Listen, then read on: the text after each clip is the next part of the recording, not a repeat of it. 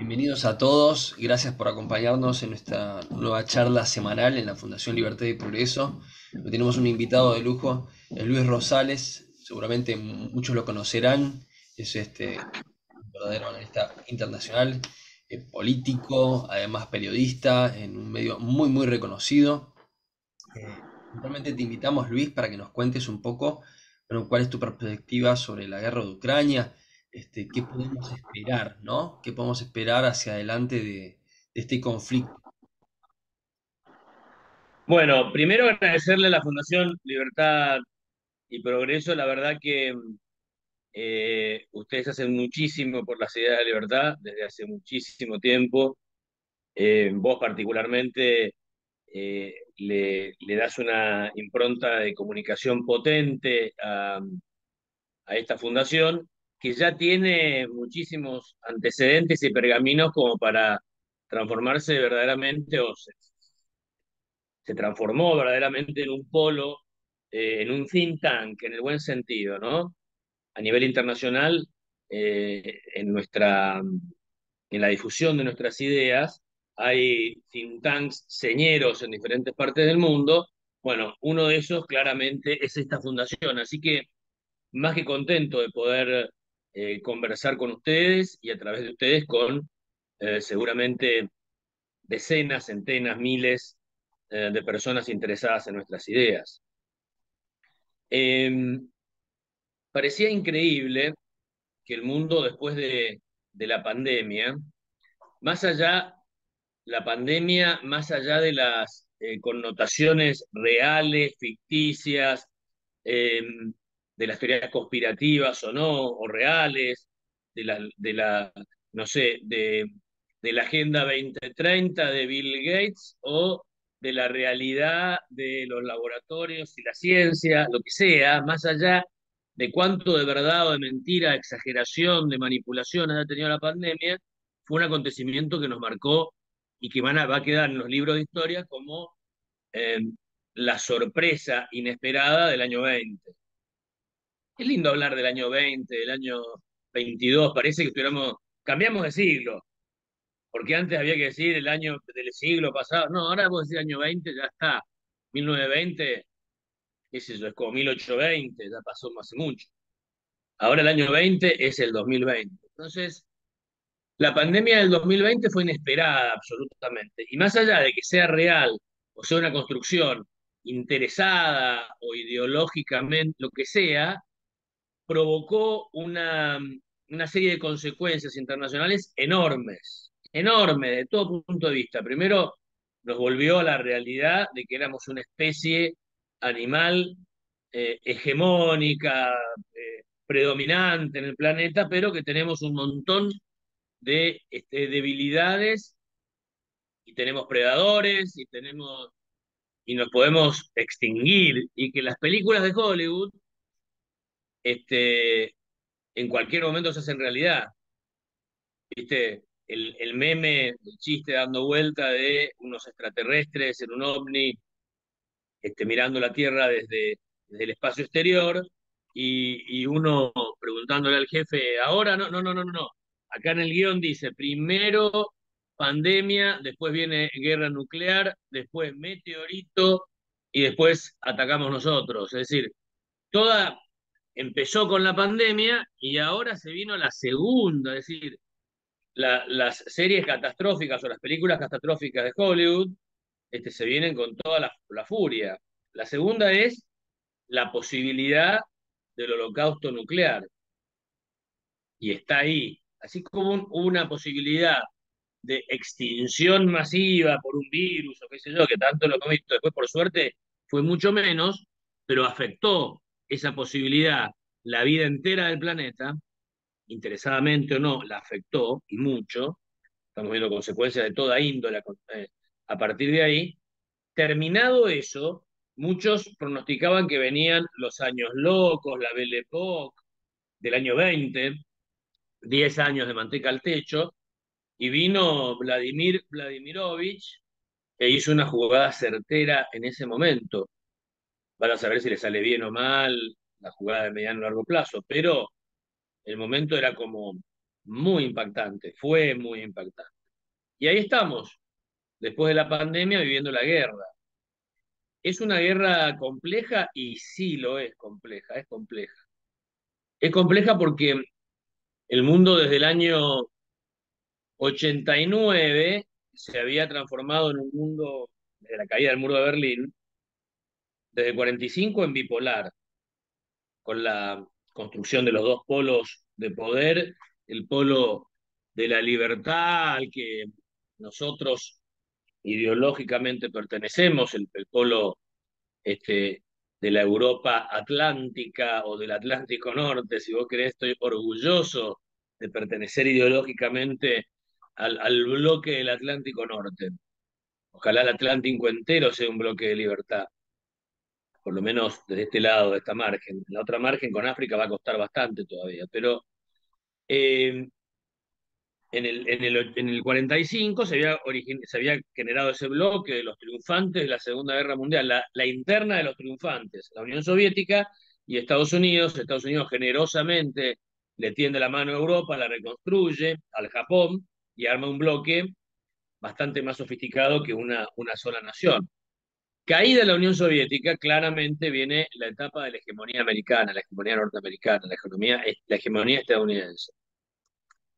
Ya sabemos que a partir de la crisis del 2008 son hitos un tanto, yo te diría, eh, como todo en la historia, realmente cambió todo con la caída de Constantinopla, con el descubrimiento de América, pero bueno, se van poniendo para ir marcando inicios y fines de épocas. Bueno, 2008, la crisis del capitalismo para muchos por exagerada exposición y libertad y especulación. Otros, bueno, como tantas veces el capitalismo se pone en crisis y hay que dejarlo que solo la resuelva, con algunos costos y algunos beneficios, eh, y aparece el mundo multipolar. Y ese mundo multipolar, cuando vos estudiás historia o la analizás o la comparás, eh, ves que paradójicamente a los países que no integran el polo central o que no son polos, siempre pareciera que les convendría, les gusta, nos regodeamos, los países más periféricos, en que está en crisis la polaridad, la bipolaridad o la hegemonía unipolar.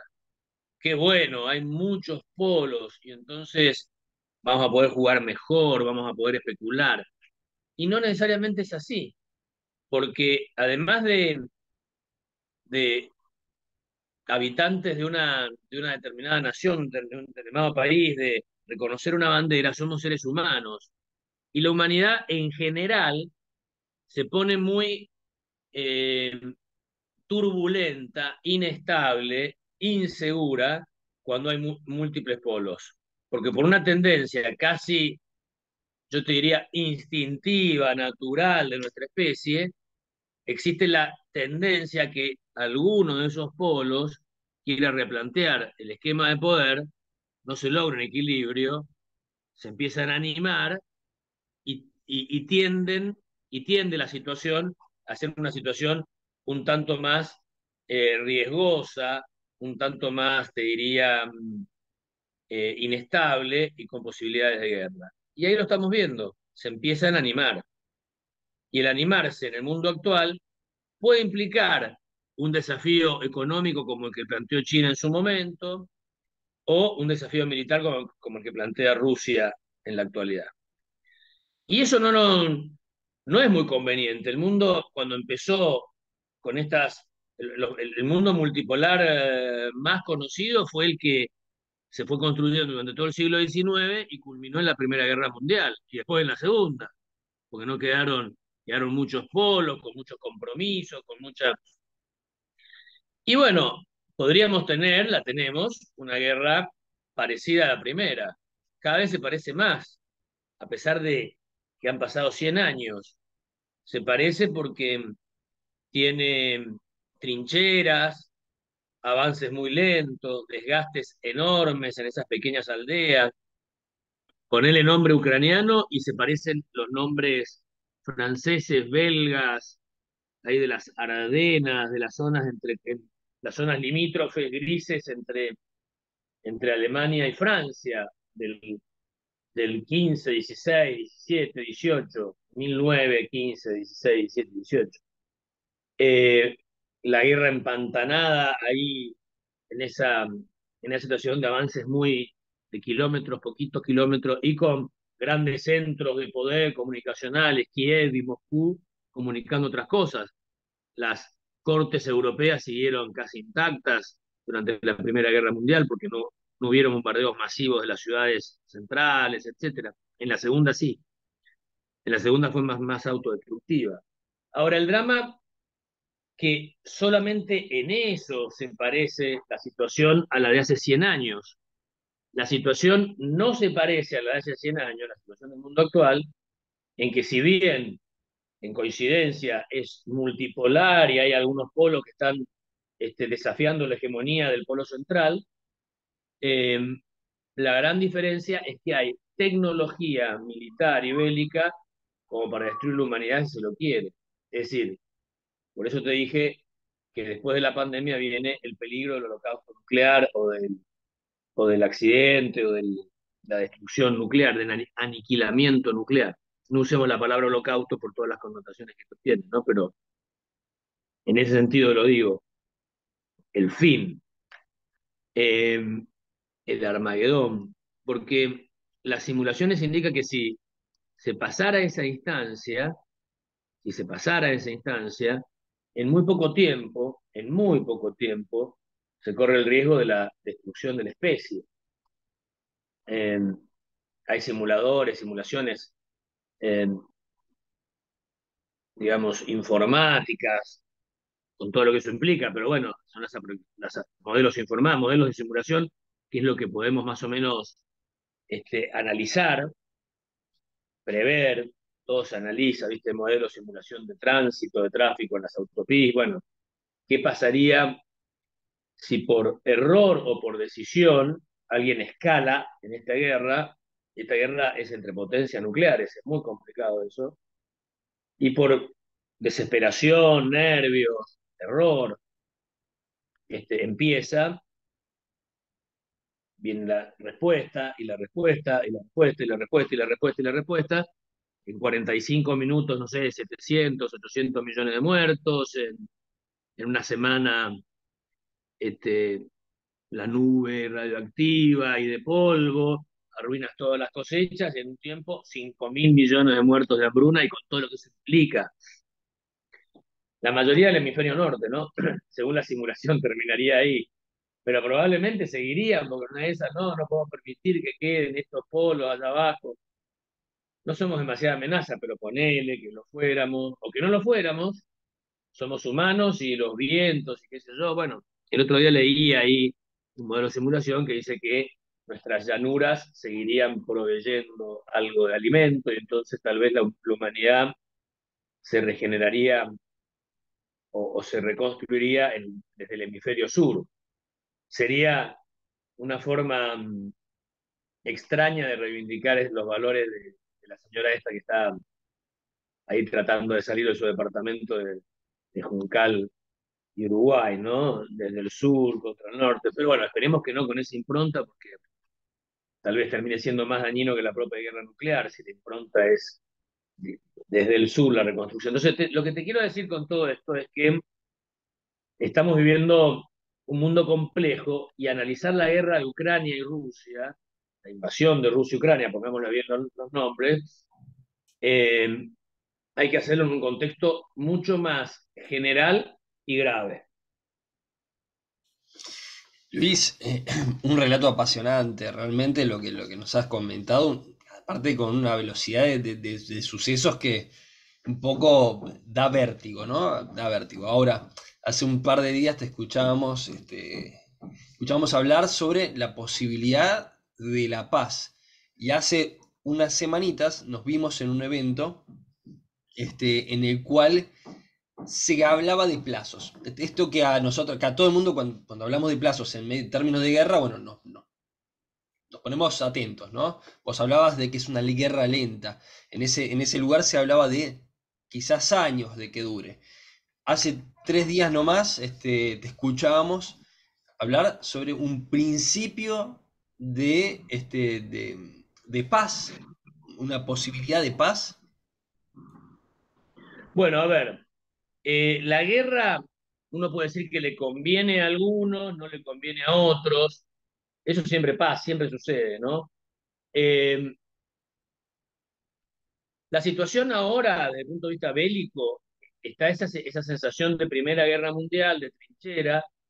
Si ves informes de, no sé, de la BBC o de la televisión alemana o de la televisión española que están ahí en el lugar, o en YouTube, ¿no?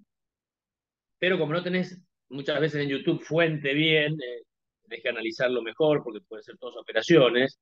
Eso es un dato, muchachos. No le crean todo a todo el mundo, digamos. Todavía existe gente que tiene alguna responsabilidad que garantiza, refrenda la veracidad de algo.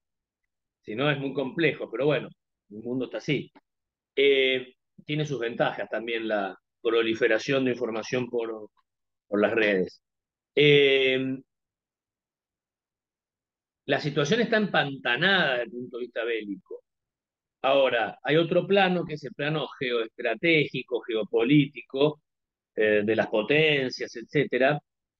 Y allí hay un jugador importante, siempre fue importante por siglos y siglos y siglos, que es el poder que radica en Estambul, ex Constantinopla, ex Bizancio, y que en esta guerra es bastante importante porque siempre fue importante todo lo que sucedía en el Mar Negro, porque los turcos controlan los estrechos que permiten la salida del mar. Los turcos los tuvieron siempre a los rusos este, agarrados, para decirlo de alguna forma. No, esto es académico, no podemos decir más nada. Los tienen ahí bastante condicionados porque controlan la salida del único mar que disponen los rusos que no se congela el año entero. Entonces, que les permitió a la enormidad rusa y a la concepción rusa transformarse en una potencia oceánica y con eso en una potencia mundial. Eh, el señor que perdió su hija hace unos días en un atentado cerca de Moscú, Dagin, es eh, un hombre que ha concebido, ha pensado la, la concepción euroasiática continental de Rusia, pero precisamente por una razón básicamente geográfica, porque esa enormidad de terreno prácticamente no tiene salida, está taponada por otras civilizaciones, por muchos accidentes geográficos, por el clima, están confinados a estar en el lugar más grande de la Tierra, pero encerrados. Y siempre los zares buscaban mares de aguas calientes, construyeron la divina San Petersburgo y se congela el Golfo de Finlandia. Ni qué hablar todo el océano Ártico allá arriba. Llegan después de un esfuerzo descomunal hasta el Pacífico, arriba de China, frente a Japón, bajan lo máximo que puedan en latitud, es decir, tratando de llegar a las aguas más calientes posibles, fundan Vladivostok, por ahí cerca de Norcorea y Japón, y se congela Vladivostok, y es lo más al sur que llegaron. Entonces, el único mar que les permitía ser potencia eh, mundial, que les permitía tener marinas y barcos y flotas, como la Inglaterra, como Estados Unidos, como Francia, era el Mar Negro controlado en su salida al Mediterráneo por los turcos. Entonces los turcos tienen ese rol permanente en la vida de los rusos. Son importantes. Y Erdogan, el presidente de Turquía, es consciente, a diferencia de sus predecesores, desde el fin de la Primera Guerra Mundial, que Turquía dejó de ser el imperio otomano ya en decadencia en esa época, pero con todo lo que eso implicaba para ser la República de Turquía, moderada, chica, constreñida. Erdogan tiene un poquitito de veleidad del sultán. con su nacionalismo turco, y este rol le encanta. Y se está entendiendo con un señor que después de la derrota enorme que recibió el orgullo ruso por haberse equivocado de bando, por haberse equivocado de ideología y haber creído que podían transformarse en potencia mundial con la perimida, decadente, equivocada ideología marxista en el tiempo de la Unión Soviética, cuando se derrumbaron, el renacer de las veleidades, del orgullo, de la gloria rusa, la hace casi un nuevo zar, Vladimir I, ¿no? Debe haber otros Vladimires en la historia de los zares, seguro que hay otros Vladimires.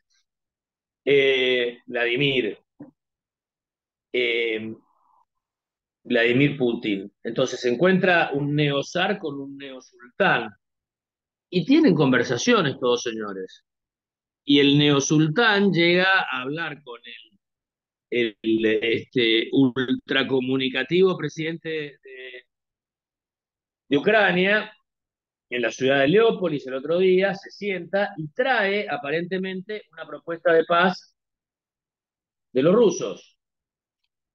Y los ucranianos le dicen, bueno, puede ser que aceptemos la paz. Ahora, la única condición que ponemos, nada más ni nada menos, es el retiro absoluto y total de todas las tropas rusas, de todo el territorio que en el año 91, 1991, se independizó de la Unión Soviética con el nombre de Ucrania. Lo que incluye también los territorios ocupados en el 2014 por Rusia, por considerarlos parte histórica de la madre Rusia, ¿no? Crimea y algunas regiones separatistas del este de Ucrania. Así que ahí están las cosas. Hay una propuesta de paz dando vuelta, intermediada por Erdogan, bendecida por las Naciones Unidas. En esa reunión también estuvo el portugués Guterres, que está empezando a tener un rol, porque todos decían las Naciones Unidas, ¿para qué sirve? La pregunta de siempre, ¿no? Sirvió bastante en cuanto a tratar de morigerar la crisis alimentaria, el acuerdo de, la, de permitir la salida de la venta de alimentos, de la producción de alimentos de Ucrania, de los hilos del Mar Negro por barco hacia el Mediterráneo y a sus destinos generalmente de África del Norte y de Medio Oriente, grandes importadores de trigo, sobre todo ucraniano, para elaborar el pan, que es la base de la alimentación en Medio Oriente, en el mundo árabe en general, eh, se logró por la mediación también de las Naciones Unidas. Así que ahí está planteada la cosa, es una idea, es una intermediación turca que le habría acercado a Zelensky una propuesta y Zelensky, ahora un poco envalentonado, ha puesto sus condiciones. Veremos qué pasa. Luis, hay algo que vos mencionaste que yo vengo escuchando cada vez más. Muy bien, no sé bien de qué se trata, pero sí vemos una participación activa de la ONU, ¿eh? Y en este sentido vos mencionaste la Agenda 2030, así como al pasar, ¿no? Como si fuese parte de algo. Digo, esta agenda, primero, ¿qué es y cómo juega en base a las negociaciones puntualmente sobre este conflicto, ¿no? Sobre este conflicto. Digamos, ¿qué significa eso que dejaste al pasar? Bueno, a ver, la puedes ver desde dos puntos de vista. Eh, Ahora hay toda una tendencia muy extendida, muy fuerte, eh, potenciada por las redes sociales, de tratar de encontrar teorías conspirativas respecto de todo. Eh,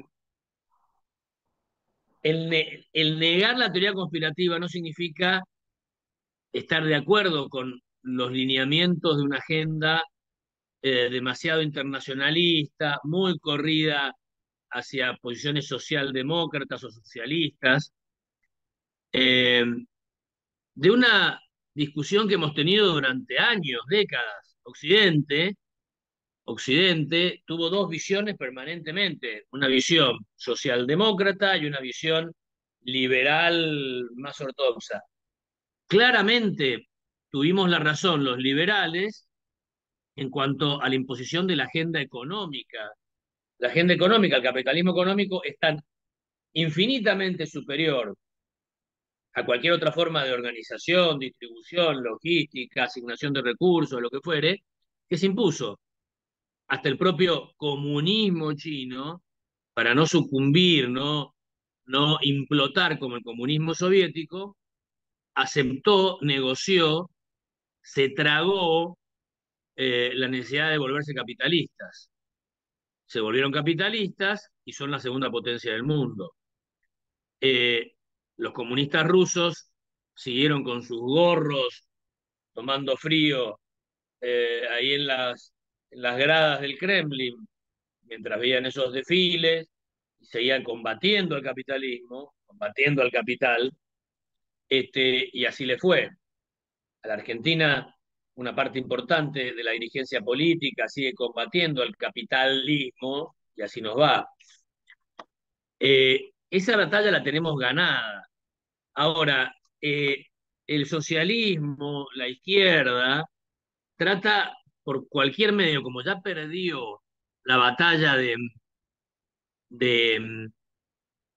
transformar o de atacarnos por el lado económico, básicamente porque al proletario le encanta ser clase media europea o norteamericana, le encanta ser un engranaje del capital, le encanta porque el sistema es tan virtuoso que lo hace prosperar como nunca antes en la historia universal. Las ventajas que nuestra forma de pensar la ha traído a la humanidad son impensables, enormes, gigantes, incontrastables. Millones y millones y millones de personas viviendo, cumpliendo sus deseos, viviendo su propia vida, sin mayores preocupaciones que disfrutar la vida, proyectarse, cumplir un proyecto personal. Es fantástico, fantástico, fantástico, fantástico. Sin el designio de un burócrata, de un emperador que te diga, tenés que honrar esta bandera, Es fantástico. Honrar tu propia vida, honrar, o sea, la superioridad del liberalismo es impresionante. Entonces, lo que hay que decir claramente es que es cierto el planteo que hacen los que se oponen al 2030 o a la agenda, que es una agenda plagada de trampas de la socialdemocracia y del socialismo más complejo, para tratar de encontrar otra variante para atacar nuestra ideología que le ha ganado por afano en materia económica. Bueno, en la agenda cultural están tratando de meterla. Ahora, tampoco me gusta esa oposición brutal y volver a una agenda que no reconozca todos los avances que el liberalismo hizo también en los derechos sociales, en los derechos de minorías, en los derechos... No, somos nosotros los liberales los inventores de los derechos en la humanidad, los únicos, los primeros y los que siempre los garantizamos.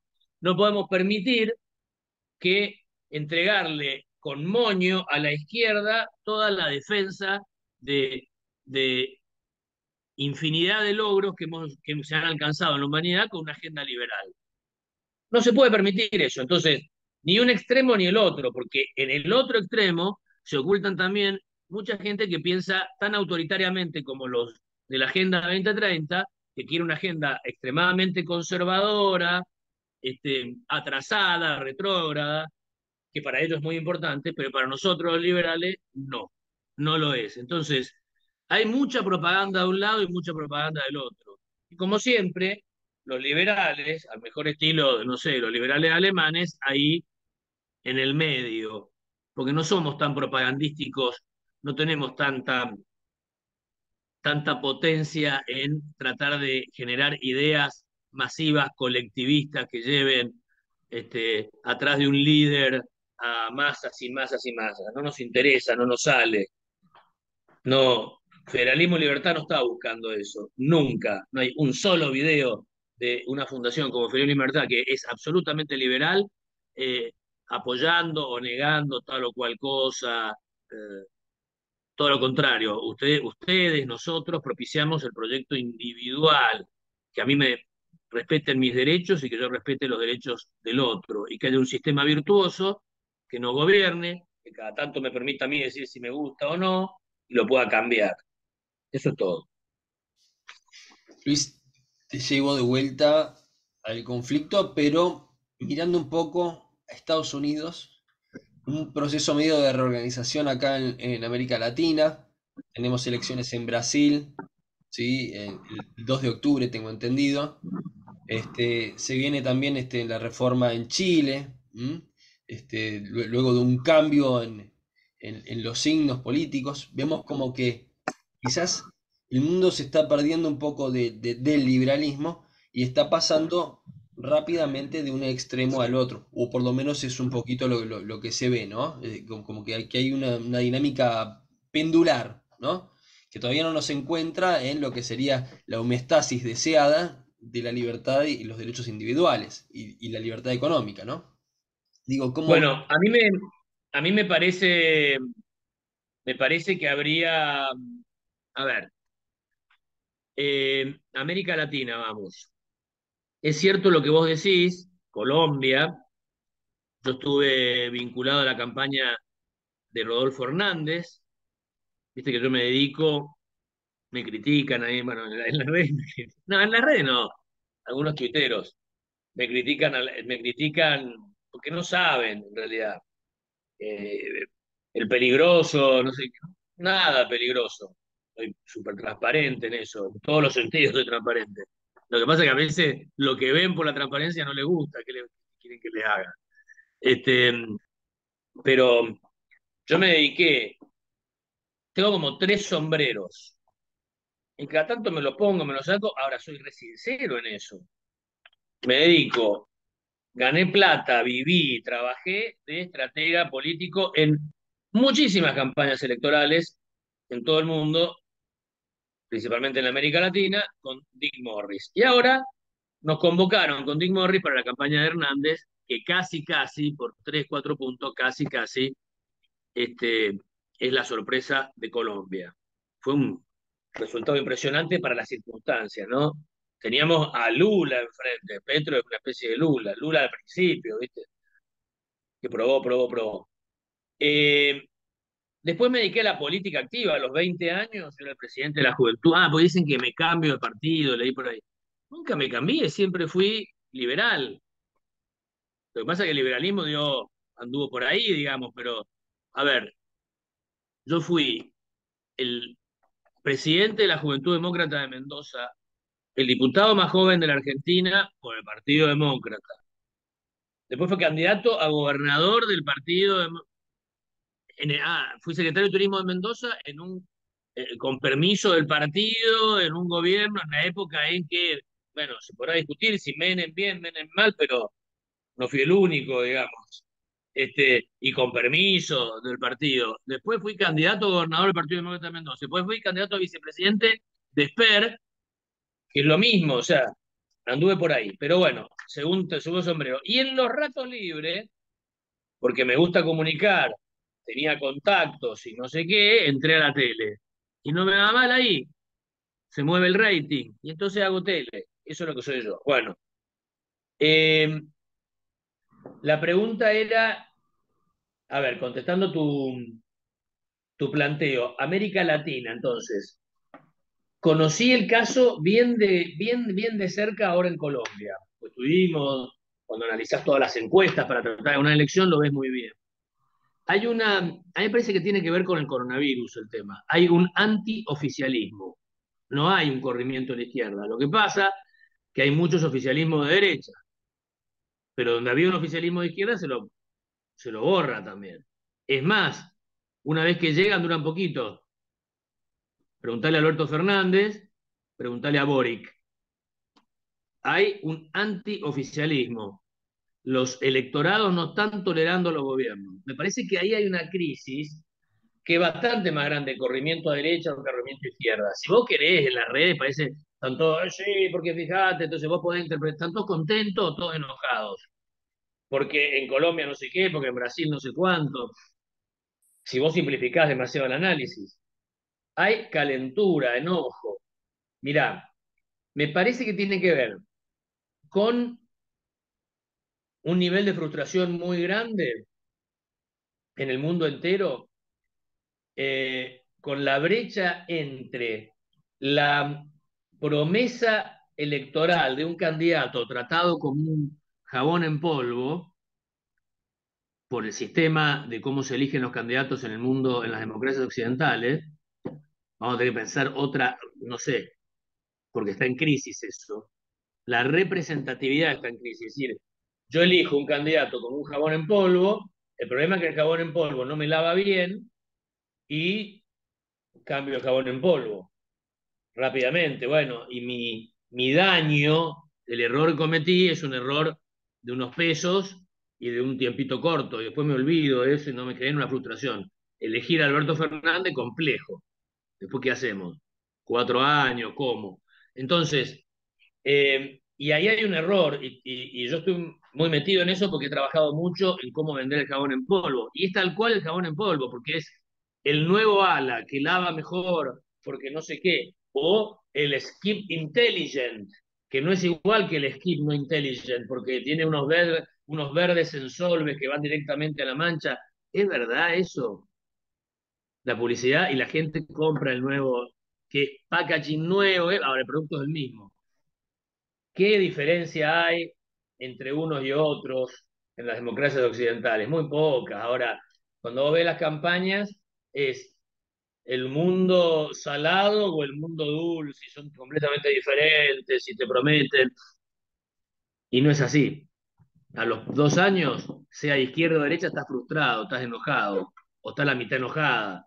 Y entonces esa crisis en el sistema de representatividad es muy complejo, por eso se ataca al Parlamento norteamericano.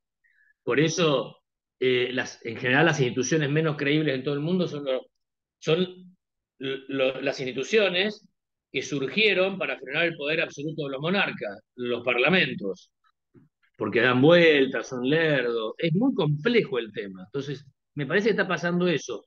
Vamos a asistir, creo, eh, estoy bastante vinculado a eso, he ayudado un poco desde afuera a una votación masiva por el no en Chile, por el no a la constitución ridícula que la izquierda con rienda suelta casi casi impone en el país en la que quieren que se llame República Plurinacional de Chile.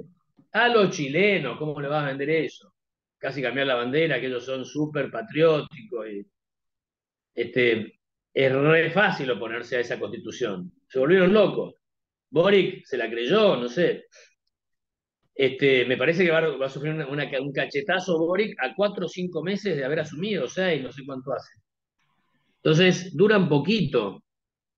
Yo no sé si hay un corrimiento a la izquierda. Me parece que hubo un corrimiento a quien no está gobernando, a la oposición, en todas partes. Me parece que se viene lo mismo en la Argentina, que sería la excepción, se correría a la derecha en la próxima, se está corriendo a la derecha, y el Brasil pareciera que se va a correr a la izquierda, ojalá que no, pero las encuestas dicen eso, puede ser que estén equivocadas, todo lo que ya sabemos, pero y Colombia se corrió a la derecha, y Ecuador, ¿cómo es? Está raro, me parece que si hay elecciones, gana quien no está gobernando. Muy interesante, ¿no? Y ver también cómo las redes sociales un poco aceleraron este proceso de insatisfacción, en parte porque estamos esperando respuestas concretas, rápidas. Nuestro sistema de recompensa está, digamos, muy poco tolerante y demanda, ¿no? Bueno, tal cual, estás tocando un punto central. Yo le adjudico a esta situación, primero, el nivel de frustración que generó la pandemia. Eh, Segundo, esto que te digo de la crisis del sistema de representación, bla, bla, bla.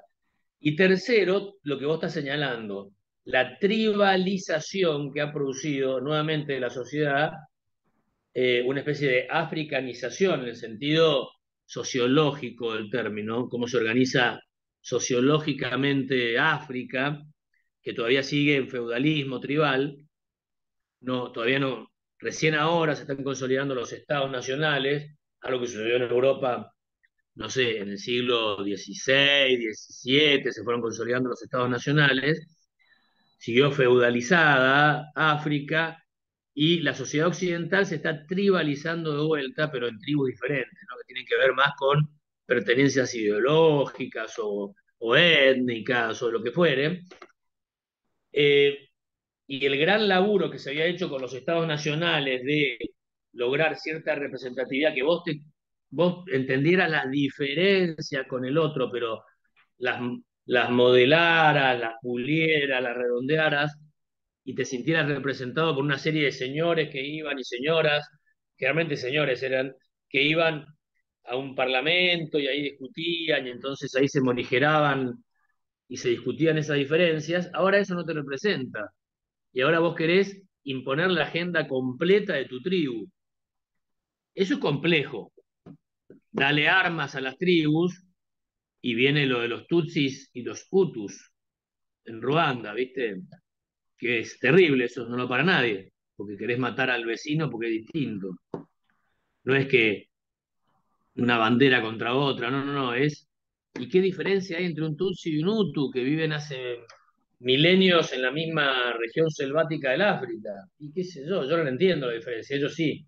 Vos sos Tutsi, yo soy Hutu, vos sos de Boca, yo soy de River. Y si juegan al fútbol los dos, nomás, un sentimiento, te quiero matar porque sos de River, yo te quiero matar porque sos de Boca. Bueno, es complejo, es complejo. Por eso a mí, yo podría ser requete contra tuitero y tendría cientos de miles de seguidores si quisiera. Y no quiero porque no me gusta, la verdad, ese clima. No lo entiendo, no lo comparto ese nivel de agresión. No sé, y me da un poco de bronca. Ahora soy tiktokero teóricamente, ¿no? Porque, ¿sabes qué me pasó? Mirá, estoy al lado de Sper, que es un capo en las redes, pero él tiene una naturaleza, José Luis, una naturaleza bastante adaptable a Twitter, porque él es blanco-negro, yo soy mucho más político en ese sentido, nos complementamos bien y somos requete contra amigos, nos llevamos bien, nos reímos mutuamente de nuestra diferencia. Ahora, eh, a mí me da un poco de miedo que unos laboratorios informáticos muy inteligentes estén diseñando este, productos adictivos para sociedades adictivas. TikTok es impresionante. Y sabés que el algoritmo no es tan difícil, es bastante fácil. Vos vas mirando en TikTok y con el tiempo vas manejando y a los 10 minutos elegiste vos lo que TikTok está mostrando. No, no te eligió TikTok nada. Ahora, no te voy a contar todo porque te contaría algunas cosas que no te puedo contar. Este, eh, Podés meter algunas cositas ahí entre medio. Sin, los chinos creen que, bueno, ok, dale de comer a los chinos te lo potencian. Después mirá mi TikTok, vas a ver a qué me refiero. No, no, me parece que tenemos que guardarnos para una próxima charla, puntualmente sobre comunicación. Eso, si te parece bien, lo dejamos para hacia adelante y te aprovechamos y nos terminas de contar un poco esto, ¿no? Esto que realmente nos tiene a todos. Creo que nadie está exento de las redes sociales ni de los algoritmos. Este, Así que bueno, en principio Luis, te quiero agradecer. Ya estamos sobre el final de nuestra charla, no me quiero pasar.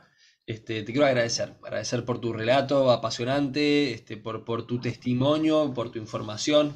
Yo me voy con cosas aprendidas hoy, Luis. Te agradezco muchísimo. Bueno, muchas gracias. A través tuyo a todo Federalismo y Libertad. Y un último comentario, si me permitís. Eh, esta guerra, esta invasión de Rusia a Ucrania, no nos puede dejar a nosotros en un lugar en el medio, no. La Argentina, los argentinos, tenemos que claramente alinearnos del lado de las democracias occidentales, del mundo libre.